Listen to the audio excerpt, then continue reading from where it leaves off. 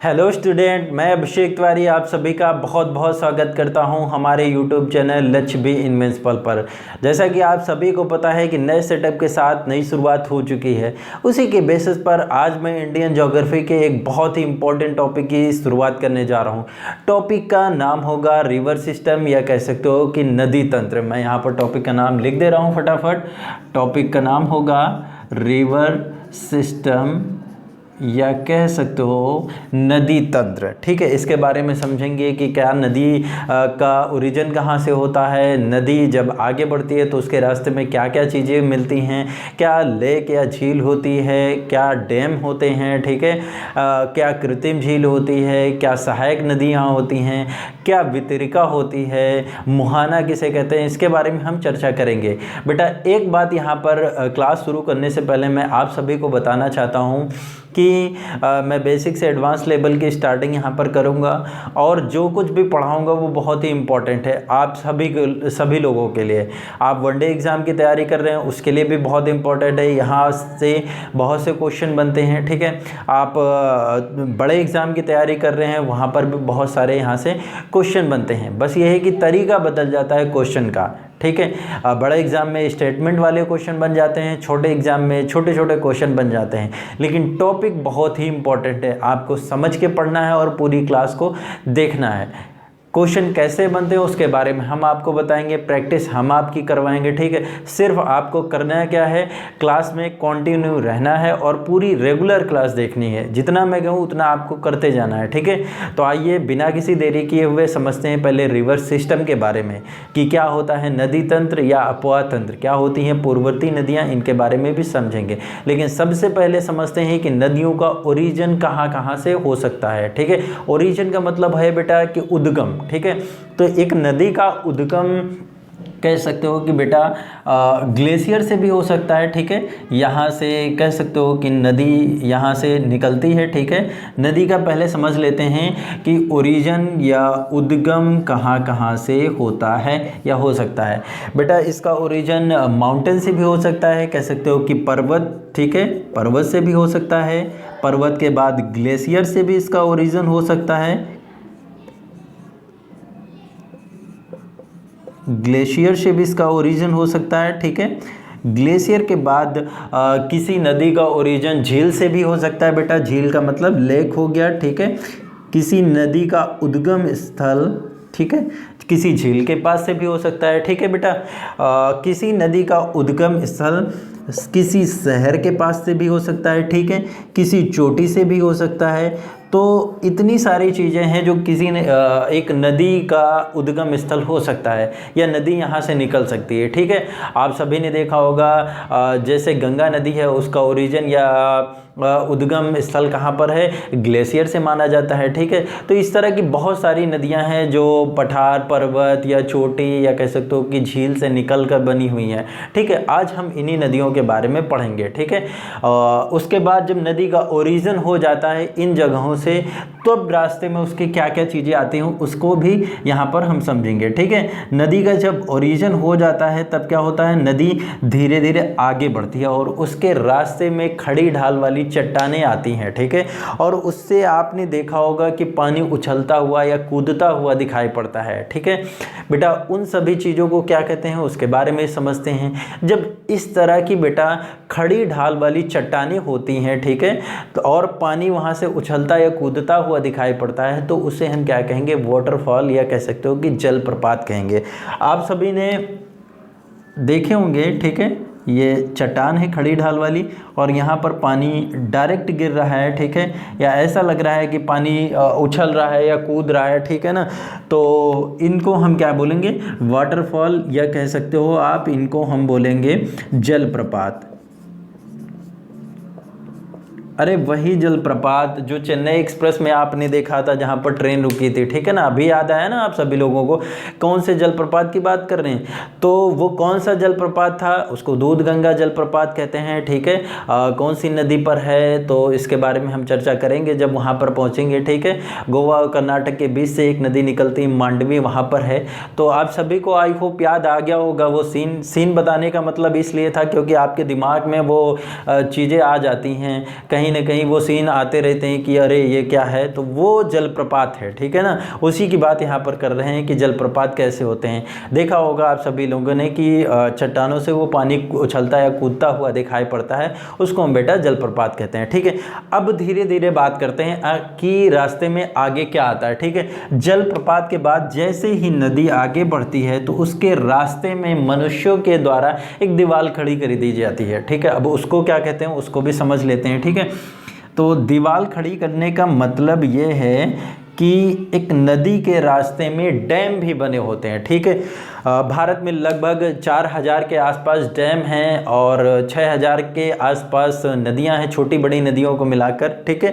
तो एक नदी के रास्ते में डैम भी मिलते हैं, ठीक है। डैम का मतलब कह सकते हो कि बांध, ठीक है। बांध को इसलिए बनाया जाता है क्योंकि पानी का स्टोर किया जा सके, जिससे बिजली बनाई जा सके, ठीक है, और भी काफ़ी सारे संसाधन की पूर्ति की जा सके, ठीक है। आई होप इतनी सारी चीज़ें क्लियर हुई होंगी। अब जब बांध बनाया गया तो कहीं ना कहीं इसके पीछे क्या होगा, नदी का पानी भी रुकेगा, ठीक है। तो बेटा इसको क्या कहते हैं, इसको कहते हैं कृत्रिम झील, ठीक है ना। इसको बोलते हैं कृत्रिम झील। कृत्रिम झील कहने का मतलब ये है कि ये मनुष्यों के द्वारा बनाई गई है, या कह सकते हो कि आर्टिफिशियल झील है, ठीक है। आर्टिफिशियल झील का मतलब है मनुष्यों के द्वारा निर्माण किया गया इस झील का, ठीक है। अब जैसे भारत में गोविंद सागर झील है, ठीक है, भारत की सबसे बड़ी कृत्रिम झील है, उसके बारे में भी हम बात करेंगे, चर्चा करेंगे अच्छे से, ठीक है। लेकिन अभी यहाँ पर समझ लेते हैं कि एक बांध बनाया गया, उसके पीछे पानी स्टोर किया गया और इस झील को क्या कहा गया, कृत्रिम झील, ठीक है। अब जैसे ही नदी आगे बढ़ती है, ठीक है। अच्छा एक बात यहाँ पर बेटा मैं बताना चाहता हूँ, ये कृत्रिम झील हो गई। अच्छा झील किसे कहते हैं, झील भी रास्ते में मिलती है, या कह सकते हो कि ज़मीन का ऐसा भाग जहाँ पर पानी भरा होता है और चारों तरफ वह पानी जो है वो मैदानी भागों से घिरा होता है। कह सकते हो कि ये आपका, इधर देखना बेटा, ठीक है, ये आपका, ठीक है, यहाँ पर पानी है, ठीक है, यहाँ पर आपका पानी भरा हुआ है, ठीक है, चारों तरफ पानी भरा हुआ है इसके अंदर, ठीक है। अब क्या है, ये जो भाग है ये चारों तरफ ग्राउंड से ढका हुआ है, या कह सकते हो कि मैदानी भागों से घिरा हुआ है, ठीक है ना। तो इसको हम बेटा बोल सकते हैं कि ये झील है, ठीक है ना। एक सीधे शब्दों में हमने आपको परिभाषा बताई। अब एग्जाम्पल बहुत ही शानदार है, आप सभी लोगों ने देखा भी होगा। और एग्जाम्पल बेटा आप सभी लोगों ने घर बनवाया अपने घर पे, ठीक है, देखा होगा। अरे मिस्त्री या कारीगर काम करता है तो मसाला बनाता है, बहुत अच्छा एग्जाम्पल है। और जिसके घर पे काम चल रहा हो या कहीं भी काम चल रहा हो, आप जाके देख सकते हो, झील का बहुत अच्छा एग्जाम्पल है, भूलोगे ही नहीं कभी कि झील क्या होती है, ठीक है। एग्जाम्पल ये है बेटा कि जब कारीगर या मिस्त्री जो काम कर रहा होता है, लेबर जो मसाला बनाते हैं, ठीक है ना, तो वो मसाला मिलाते हैं एक जगह, ठीक है, गोल गोल करते हैं और उसके बीच में पानी डालते हैं, तो वो झील के जैसा नहीं लगता है। चारों ओर ग्राउंड है या ज़मीन है, ठीक है, और बीच में पानी भरा हुआ है। तो ये बेस्ट एग्जांपल आई थिंक है आप सभी लोगों के लिए कि झील क्या है समझने के लिए, ठीक है। झील आई होप आप समझ चुके होंगे। अब क्या होता है, आगे जब नदी बढ़ती है तो उसके रास्ते में बेटा कह सकते हो कि कुछ दूसरी नदियाँ आकर मिलती हैं, ठीक है। सपोज करो आप कि एक ये नदी आकर मुख्य नदी में मिल रही है, ठीक है। एक दूसरी नदी आ रही है और मुख्य नदी में आकर मिल रही है। इस नदी को क्या कहेंगे, इस नदी को बेटा बोलेंगे ट्रिब्यूटरी, या कह सकते हो कि सहायक नदी, ठीक है। इसको हम क्या कहेंगे बेटा, सहायक नदी। यहाँ पर मैं लिख रहा हूँ, इसको कहेंगे बेटा सहायक नदी। बोर्ड पर देखना आप सभी लोग, नहीं तो फिर प्रॉब्लम होगी, समझ में नहीं आएगा क्या हो गया फिर, ठीक है ना। इसको बेटा बोलेंगे सहायक नदी। एक दूसरी नदी आ रही है जो मुख्य नदी में मिल रही है, इसको हम ट्रिब्यूटरी या सहायक नदी कहेंगे, ठीक है। अब यहाँ पर बेटा एक बात और समझने वाली है कि ये नदी है सहायक नदी और ये है मुख्य नदी, ठीक है। अब इन दोनों का ये जो बीच का भाग है, ये कह सकते हो कि ये जो भाग है इसको क्या बोलते हैं। एग्जाम में पूछा जाता है बेटा, छोटा हो बड़ा एग्ज़ाम हो कहीं भी हो, 1 नंबर का तो क्वेश्चन आना ही आना है, ठीक है। और आई थिंक सभी लोगों को पता भी होना चाहिए कि इस क्षेत्र को बेटा बोलते हैं दोआब। दोआब किसे कहते हैं, दो नदियों के बीच का उपजाऊ भाग दोआब कहलाता है, ठीक है। एक ये नदी एक ये नदी, और ये बीच वाला भाग क्या कहेगा, दोआब। एक बात यहाँ पर और बताना चाहता हूँ आप सभी को, ये तो दोआब हो गया। पंजाब किसे कहते हैं, ठीक है। आप सभी को पता है कि पंजाब पंजाब से ही मिलकर बना है। पंजाब में 5 नदियां हैं, ठीक है। गंगा नहीं है, झेलम है, आपकी सतलज है, रावी है, चिनाब है, ठीक है, सिंधु है, ये सारे जो हैं ये पंजाब से होकर ही बहती हैं, ठीक है ना। तो 5 नदियां जो हैं वो मिलकर बनी हुई हैं, मिलकर बनाती हैं, निर्माण करती हैं पंजाब का, ठीक है। तो 2 नदियों के बीच के भाग को हम क्या कहेंगे, दोआब कहेंगे। 5 नदियों के बीच के भाग को हम क्या कहेंगे, पंजाब कहेंगे, ठीक है। आई होप ये बात आपको क्लियर हुई होगी। तो दोआब बहुत इंपॉर्टेंट है, आपको याद रखना पड़ेगा, ठीक है। अब नदी जब आगे बढ़ती है, ठीक है, नदी को आगे ले जाते हैं, देखते हैं आगे क्या मिलते हैं चीज़ें, ठीक है। नदी आगे बढ़ती है तब क्या होता है कि मुख्य नदी है, कहीं ना कहीं दूसरी यहाँ से एक सरिता निकल जाती है, ठीक है, कह सकते हो एक दूसरी धारा बन के निकल गई, ठीक है। इसको क्या बोलते हैं, इसको बोलते हैं बेटा डिस्ट्रीब्यूटरी, या कह सकते हो कि वितरिका बोलते हैं, ठीक है, वितरिका कहते हैं। मुख्य नदी से एक दूसरी सरिता बनकर बहने लगे, उसको हम क्या कहेंगे, वितरिका कहेंगे। अब जैसे इसका बेस्ट एग्जांपल क्या है, आपका हुगली नदी, ठीक है। हुगली नदी जो कलकत्ता शहर जिस पर बसा हुआ है, हुगली नदी गंगा नदी की वितरिका है, या कह सकते हो डिस्ट्रीब्यूटरी है, ठीक है। आई होप ये चीज़ आपको क्लियर हुई होगी। अब चलते हैं, नदी को हम आगे बढ़ाते हैं। अब क्या होता है, जब नदी धीरे धीरे आगे बढ़ती है और ओशियन की तरफ जाती है, ठीक है, ये हमारा ओशियन है, ठीक है, ये कह सकते हो कि सागर है हमारा, ठीक है। जब सागर की तरफ बढ़ती है तब क्या होता है, यहाँ पर नदी जो अपने साथ अवसाद बहा कर लाती है और वो सेगमेंट जो होता है वो एक जगह इकट्ठा कर देती है, उसी को बेटा हम डेल्टा बोलते हैं, ठीक है। अगर क्वेश्चन आ जाता है कि डेल्टा क्या है, तो नदियों के द्वारा बहाकर लाए गए अवसाद को एक जगह जमा करना डेल्टा कहलाता है, ठीक है। आई होप आपको ये चीज़ क्लियर हुई होगी। तो यहाँ पर नदी डेल्टा भी बनाती है, ज़रूरी नहीं नदी डेल्टा ही बनाए, ठीक है, लेकिन नदियों के रास्ते में ये सारी चीज़ें मिलती हैं, इस वजह से हम यहाँ पर आपको बता रहे हैं कि एक नदी डेल्टा भी बनाती है, ठीक है, डेल्टा बनाती है, ठीक है। और नदी का एंड पॉइंट या मुहाना, या कह सकते हो कि माउथ, ठीक है, वो यहीं पर होता है, ठीक है। ये आपका कह सकते हो कि एक नदी मुहाना या माउथ भी बनाती है, ठीक है। आई होप ये चीज़ आपको क्लियर हुई होगी, ठीक है। और यहाँ पर आपका ओशियन है, ये कह सकते हो सागर है, ठीक है ना, ये सागर में जाकर गिर जाती है। तो एक नदी जब उसका उद्गम होता है, उसके रास्ते में क्या क्या चीज़ें मिलती हैं उसके बारे में हमने यहाँ पर समझा, ठीक है। एक बार नदी का ओरिजिन कहाँ कहाँ से हो सकता है, एक ग्लेशियर से हो सकता है, ठीक है, एक माउंटेन से भी हो सकता है, चोटी से भी हो सकता है, किसी झील के पास से भी हो सकता है, किसी दर्रे के पास से भी एक नदी का ओरिजिन हो सकता है, ठीक है, किसी शहर के पास से भी एक नदी का ओरिजिन या उद्गम हो सकता है, ठीक है। और जैसे ही आगे नदी बढ़ती है तो उसके रास्ते पर क्या क्या चीज़ें मिलती हैं उसके बारे में भी हमने चर्चा की। जलप्रपात के बारे में चर्चा की, ठीक है, कृत्रिम झील क्या होती है उसके बारे में चर्चा की, ये डैम का मतलब कह सकते हो कि बांध, इसके बारे में भी हमने चर्चा की, ठीक है, मनुष्यों के द्वारा बनाए जाते हैं पानी को स्टोर करने के लिए, ठीक है। उसके बाद सहायक नदियाँ क्या होती हैं उसके बारे में भी हमने समझा, वितरिका किसे कहते हैं उसके बारे में भी समझा। इसका बेस्ट एग्जाम्पल भी हमने बताया कि हुगली नदी इसका अच्छा उदाहरण है, ठीक है। डेल्टा हमने समझ लिया, झील के बारे में भी हमने समझ लिया। चलिए अब बात करते हैं कि रिवर सिस्टम में कि भारत में नदियाँ कहाँ से निकलती हैं, कौन सी नदी हिमालय से निकली है, प्रायद्वीपीय नदियाँ क्या हैं, क्या पूर्ववर्ती नदियाँ हैं, उसके बारे में भी समझेंगे, ठीक है। तो पहले इसको हम साफ कर देते हैं, ठीक है, फटाफट, फिर चीज़ों को आगे बढ़ाते हैं कि क्या होता है, ठीक है।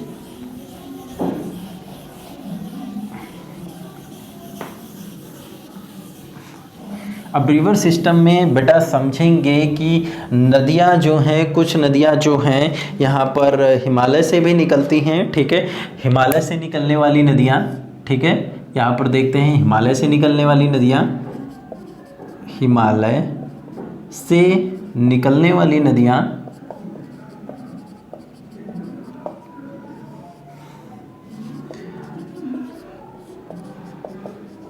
ठीक है, और प्रायद्वीपीय नदियाँ, ठीक है। प्रायद्वीपीय नदियाँ जो होती हैं उसमें भी 2 प्रकार के भाग होते हैं, प्रायद्वीपीय नदियाँ। अब इसमें भी 2 पार्ट हमने भी बताए, ठीक है। एक पार्ट हमने क्या बताया, कि अरब सागर में गिरने वाली नदियां, अरब सागर में गिरने वाली नदियां,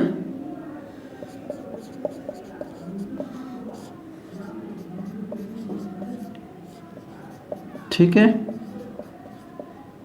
और बंगाल की खाड़ी में गिरने वाली नदियां, ठीक है। अभी हम बताएंगे कौन सी नदी बंगाल की खाड़ी में गिरती है और कौन सी नदी अरब सागर में गिरती है।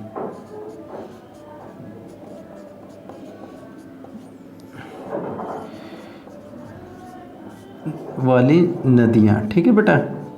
अब जैसे आपका बंगाल की खाड़ी की ही बात कर लें तो बेटा आपका कृष्णा हो गया, ठीक है, कृष्णा हो गया, ठीक है, गोदावरी हो गया, कृष्णा हो गया, गोदावरी हो गई,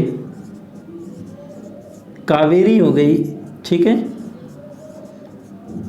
इस तरह की जो नदियां हैं बेटा वो बंगाल की खाड़ी में गिरती हैं, ठीक है ना। इस तरह की नदियां कहाँ पर गिरती हैं? बंगाल की खाड़ी में गिरती हैं। और अरब सागर में गिरने वाली नदियां जैसे बेटा आपकी नर्मदा हो गई, ताप्ती हो गई, ठीक है, ताप्ती हो गई, ज्वारी हो गई, मांडवी हो गई, तो ये सारी नदियां बेटा जो हैं ये अरब सागर में गिरती हैं, ठीक है ना। तो इनके बारे में भी हम चर्चा करेंगे डिटेल में, ठीक है। और हिमालय से निकलने वाली नदियों के बारे में हम बात करेंगे। तो बेटा हिमालय से निकलने वाली नदी में सबसे पहले कौन सी है? हमारी इंडस रिवर, या कह सकते हो कि सिंधु नदी तंत्र, ठीक है ना। सिंधु नदी तंत्र के बारे में भी हम पढ़ेंगे। उसके बाद गंगा नदी तंत्र, ठीक है, गंगा नदी तंत्र, इसके बारे में भी हम डिटेल में चर्चा करेंगे।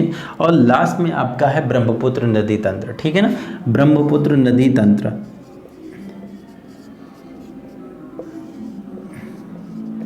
नदी तंत्र बेटा एक बात यहाँ पर मैं आपको बहुत इंपॉर्टेंट बात है समझाना चाहता हूँ कि ये जो नदियाँ हैं, ठीक है, इन्हें पूर्ववर्ती नदी भी कहते हैं, गंगा नदी को छोड़कर, ठीक है। अब पूर्ववर्ती नदी क्या होती है उसके बारे में समझ लेते हैं। और यहाँ पर इम्पॉर्टेंट बात देखने वाली ये है कि नदियों के आधार पर हिमालय का भी विभाजन किया गया है। हिमालय की बात नहीं करेंगे, नदियों के आधार पर हिमालय का विभाजन कैसे किया गया है, ठीक है, क्योंकि यहाँ पर पूर्ववर्ती जो वर्ड मैंने कहा है, पूर्ववर्ती नदियों के आधार पर ही हिमालय का विभाजन किया गया है। उसके बारे में थोड़ा सा है मैं डिस्कस कर लेता हूँ, ठीक है। और जब हिमालय वाले टॉपिक पे हम आएंगे तो वहाँ पर हम डिटेल पे चर्चा करेंगे, ठीक है। तो पूर्ववर्ती नदियाँ बेटा वे नदियाँ होती हैं, वह नदियाँ होती हैं जो हिमालय से पहले बनी होती हैं, या कह सकते हो कि उनका ओरिजिन दूसरे भाग में होता है और वह पठार या पर्वत को क्रॉस करके, या कह सकते हो पार करके भारत में एंटर करती हैं, ठीक है। तो ऐसी नदियों को हम पूर्ववर्ती नदियाँ कहते हैं। जैसे कौन सी नदी होगी आपकी, इसको मैं थोड़ा सा रफ कर रहा हूँ, उसके बाद बताता हूँ, ठीक है। और वहीं पर बात करेंगे कि हिमालय का जो विभाजन है वो नदियों के आधार पर कैसे किया गया है, ठीक है। तो सबसे पहले हम यहाँ पर बात करेंगे अपनी सिंधु नदी के बारे में, ठीक है ना। सिंधु नदी के बारे में चलो मान लेते हैं हमारा ये हिमालय है, ठीक है ना। ये बहुत इंपॉर्टेंट है और बेटा समझना आप सभी लोग, ठीक है, इससे क्वेश्चन भी बनते हैं। और यहाँ पर आप समझ गए तो आई होप आपको क्लियर हो जाएगी सारी चीज़ें, ठीक है, इतनी प्रॉब्लम नहीं होने वाली है, ठीक है। तो सबसे पहले बात करेंगे जो पूर्ववर्ती नदियों में आएगी वो कौन सी नदी आएगी? हमारी सिंधु नदी आएगी, ठीक है, सिंधु नदी, ठीक है। सिंधु के बाद बेटा हमारी आएगी कौन सी? सतलज, सतलज, सतलज हो गया, ठीक है। और सतलज के बाद एक ऐसी नदी आएगी जो भाई साहब इस समय भारत में तबाही मचाए हुए, तबाही का मतलब कह सकते हो कि डिस्प्यूट है इस नदी के बीच में, ठीक है ना। और उस नदी का नाम है बेटा काली नदी। काली नदी याद आ गया ना आप सभी लोगों को? काली नदी की बात कर रहे हैं। काली नदी जो नेपाल और भारत के बीच में विवादित है, काली नदी लिप लेक दर्रा और लिम्पियाधुरा इसके बीच में चल रहा है डिस्प्यूट, ठीक है ना। अभी याद आया आप सभी लोगों को? तो काली नदी, काली नदी के बाद बेटा आएगी आपकी तिस्ता नदी, ठीक है ना, तिस्ता, तिस्ता। और लास्ट में आपकी आएगी ब्रह्मपुत्र नदी। कौन सी नदी बेटा? ब्रह्मपुत्र, ब्रह्मपुत्र नदी। अब हम यहाँ पर बात करेंगे कि ये जो हमारे पास 5 नदियाँ हैं, 5 नदियों को नदियों के आधार पर हिमालय का विभाजन कैसे किया गया है, ठीक है ना। तो बेटा जो ये सिंधु नदी और सतलज नदी के बीच का भाग है, इसको हम क्या बोलेंगे, पंजाब हिमालय, या कह सकते हो कि कश्मीर हिमालय भी कहते हैं, ठीक है ना, पंजाब हिमालय, ठीक है। और सतलज और काली नदी के बीच के हिमालय को क्या कहेंगे, कुमाऊं हिमालय। पूछा जाता है बेटा, बहुत ज़्यादा क्वेश्चन यहाँ से बनते हैं, आप सभी को याद रखना पड़ेगा ये सारी चीज़ें, ठीक है। मैं इसीलिए यहाँ पर ये टॉपिक क्लियर करके चल रहा हूँ, ठीक है। तो सतलज और काली नदी के बीच के भाग को क्या कहेंगे, उसको बोलेंगे बेटा कुमाऊं हिमालय, ठीक है ना। अब यहाँ पर बात करेंगे काली और तीस्ता नदी के बारे में बेटा। तो यहाँ पर बेटा आप सभी को पता है कि काली नदी विवादित है और नेपाल और भारत के बीच में विवाद चल रहा है इसके बीच में। तो ये काली नदी और तीस्ता नदी के बीच वाला जो भाग होगा, इसको बोलेंगे बेटा नेपाल हिमालय। कौन सा हिमालय बेटा, नेपाल हिमालय कहेंगे, ठीक है ना। आई होप आपको ये बात क्लियर हुई होगी, ठीक है। बहुत इंपॉर्टेंट है बेटा, निगाह हटी दुर्घटना घटी, ऐसा समझ लेना, ठीक है। फटाफट बोर्ड पे ही देखना सारे लोगों, ठीक। अब बात करेंगे तीस्ता और ब्रह्मपुत्र नदी के बीच के भाग को क्या कहेंगे, असम हिमालय, ठीक है। कौन सा हिमालय बेटा, असम हिमालय बोलेंगे, असम हिमालय, असम हिमालय, ठीक है। आई होप आपको ये क्लियर हुआ होगा। तो 5 नदियां हैं, 5 नदियों ने हिमालय को 4 भागों में तोड़कर रख दिया, ठीक है। कौन कौन से 4 भाग हैं आपके, हो गए पंजाब, ठीक है, पंजाब या कश्मीर हिमालय, ठीक है, कुमाऊं हिमालय, ठीक है, और आपका काली और तीस्ता नदी के बीच का जो पार्ट है उसको क्या बोलेंगे बेटा, नेपाल हिमालय, ठीक है। और तीस्ता नदी और ब्रह्मपुत्र नदी के बीच के भाग को क्या कहेंगे, असम हिमालय, ठीक है। इससे बहुत ज़्यादा क्वेश्चन बनते हैं और ये बात आपको याद रखनी पड़ेगी, ठीक है।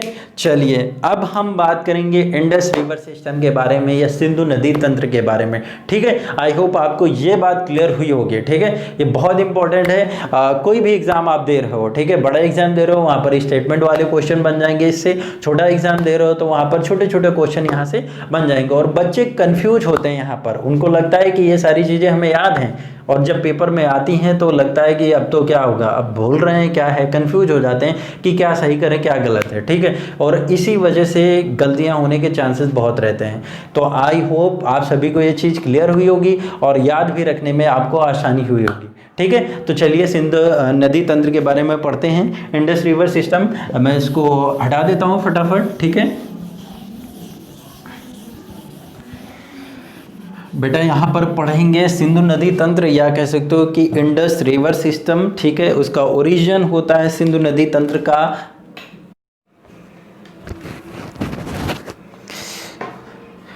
अब बेटा यहाँ पर समझेंगे सिंधु नदी तंत्र या कह सकते हो कि इंडस रिवर सिस्टम, ठीक है। तो बात करेंगे यहाँ पर सिंधु नदी तंत्र की, ठीक है।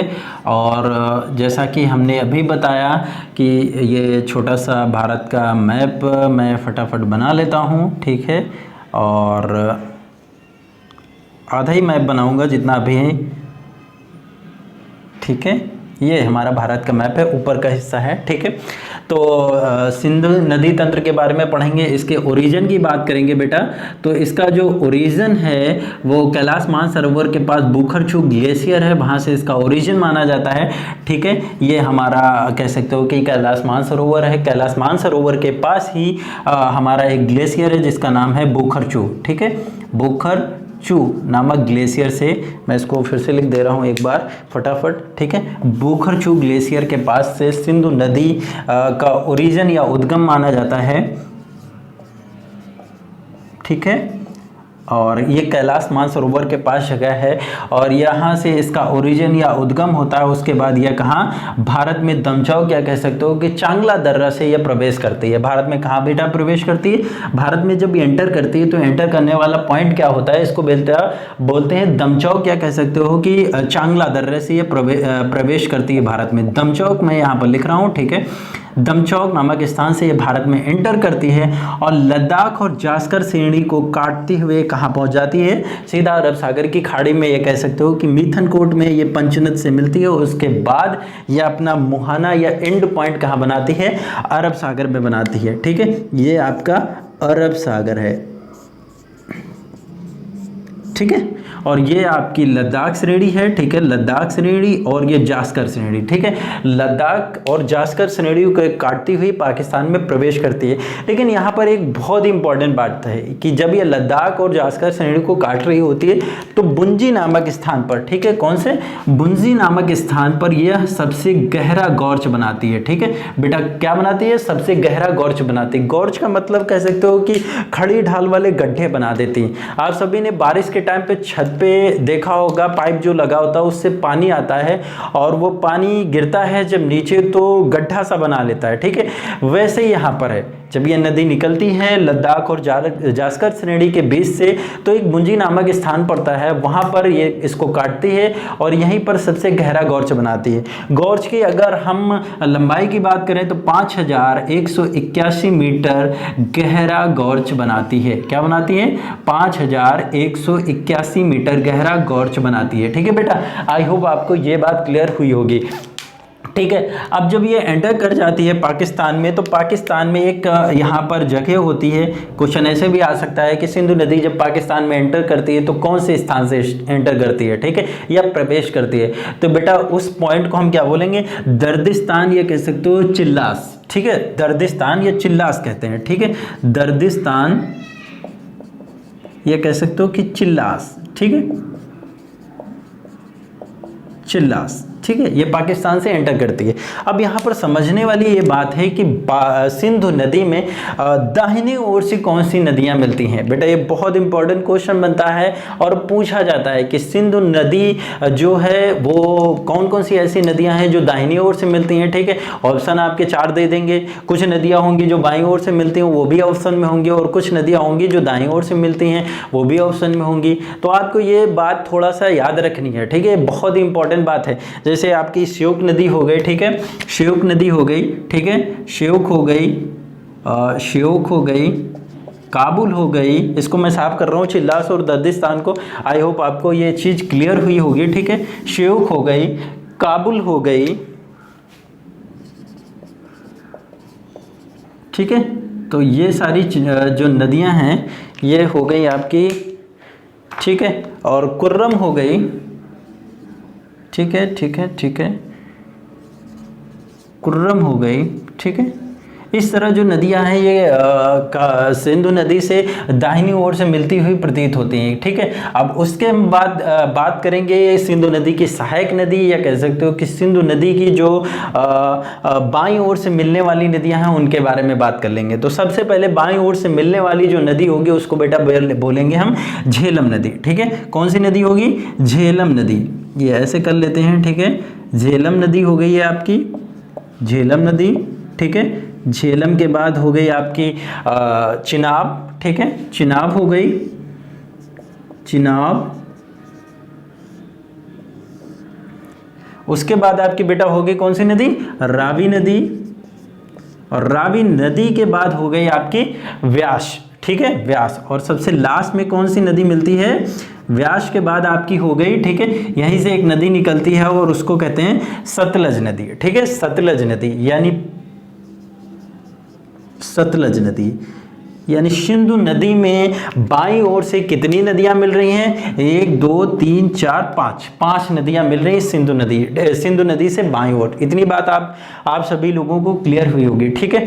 तो ये जो नदियां हैं इनका ओरिजिन तो भारत से हुआ है, लेकिन जो इनका अंतिम बिंदु है ये कहीं ना कहीं पाकिस्तान में हो रहा है, ठीक है ना। और ये सारी नदियां कहाँ पर मिल रही हैं, जाकर सतलज नदी में मिथनकोट नामक स्थान है, ठीक है। यहाँ पर लिख रहा हूँ मैं मिथनकोट नामक स्थान पर ये नदियां मिलकर पंचनद बनाती हैं। और यहीं पर बेटा एक शहर है पाकिस्तान का बहुत ही फेमस, कराची, ठीक है, कराची सुना होगा नाम आप लोगों ने, ठीक है। कराची से होती हुई ये अरब सागर में जाकर गिर जाती है। एक बात यहाँ पर बेटा बहुत इंपॉर्टेंट है, मैं बताना चाहता हूँ कि व्यास नदी जो है इसका ओरिजिन भारत में ही होता है और भारत में ही जाकर यह खत्म हो जाती है। कह सकते हो कि व्यास नदी जो है वो पंजाब में हरिके नामक बैराज में जाकर सतलज नदी से मिलती है, ठीक है। कहाँ पर बेटा जाकर मिलती है, हरिके नामक ठीक है, बैराज में जाकर सतलज नदी से मिलती है। हरिके नामक बैराज की बात यहाँ पर बेटा हमने इसलिए की है क्योंकि ये बहुत इंपॉर्टेंट है, क्योंकि भारत की सबसे लंबी नहर जो है वो कहाँ से निकली है, इस हरिके नामक बैराज से ही निकली है। इस ठीक है, इंदिरा नहर जिसको हम बोलते हैं, आप सभी लोगों ने सुना होगा। तो इंदिरा नहर का जो ओरिजिन है वो कहाँ से है, हरिके नामक बैराज से है। ठीक है, इंदिरा नहर के बारे में भी हम बात करेंगे बेटा। भारत की सबसे बड़ी नहर है, ठीक है, और इंदिरा नहर की वजह से ही जो राजस्थान के रेगिस्तानी भाग है वहाँ पर हरे भरे पेड़ हो गए हैं। ठीक है, वहाँ पर फसल अच्छी होने लगी है। तो राजस्थान पंजाब, इसका जो ये भाग है इसको हरा भरा इसने कर दिया है। ठीक है, भारत की सबसे बड़ी नहर कौन सी है, इंदिरा नहर है। कहाँ से निकली है, हरिके नामक बैराज से। तो हरिके नामक बैराज पर कौन सी दो नदियों का मिलन हो रहा है, आपका व्यास नदी और सतलज नदी का। तो इस तरह बेटा क्वेश्चन बनते हैं। ये है सिंधु नदी तंत्र। अभी हम बात करेंगे जो नेक्स्ट टॉपिक आएगा या नेक्स्ट क्लास में हम बात करेंगे झेलम नदी, चिनाब, रावी और सतलज नदी के बारे में भी हम पढ़ेंगे। एक बार मैं फटाफट रिकैप कर देता हूं, ठीक है, आप सभी लोग देख लेना। ठीक है, चलो बात करते हैं सिंधु नदी के ओरिजिन की। अगर क्वेश्चन आता है कि सिंधु नदी का उद्गम कहां से हुआ है, तो बेटा सिंधु नदी का उद्गम हुआ है हमारा बुखरचू नामक ग्लेशियर से। और बुखरचू ग्लेशियर कहाँ पर है, कैलाश मानसरोवर के पास है। ठीक है, नेक्स्ट क्वेश्चन आ जाता है कि सिंधु नदी भारत में कहाँ पर एंटर करती है या कौन से पॉइंट से ये भारत में प्रवेश करती है। तो बेटा वो उस पॉइंट का नाम क्या है, दमचौक या कह सकते हो चांगला दर्रा से भारत में एंटर करती है। ठीक, भारत में जैसे ही प्रवेश करती है तो लद्दाख और जास्कर श्रेणी, ठीक है, ये लद्दाख हो गया आपका, लद्दाख श्रेणी, और ये आपकी होगी जास्कर श्रेणी। ठीक है, क्लियर।